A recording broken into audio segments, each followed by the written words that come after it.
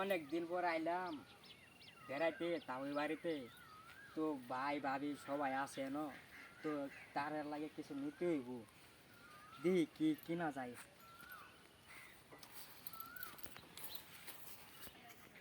রে বাইডার দেখলাম এদিক দিয়ে আটটা গেল টেহাটা যে পড়ে গেল। আচ্ছা দেখি বাইডা আরে খুঁজা টেহাটা দিতে পারি নাকি।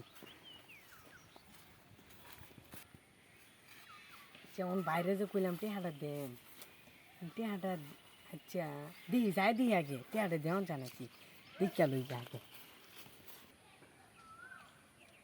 রে বলতো একটা করিয়া লাইছি রে, অনেক দিন পর আইসি বেড়াইবার লাগা। হন যদি তাও এবারে যদি কিছু না নেই, খালি হাতে কি বেড়াইবার যাওয়া যাবো রে। কি কামটা করছে রে, টিয়াটা কইবে না আর আসি।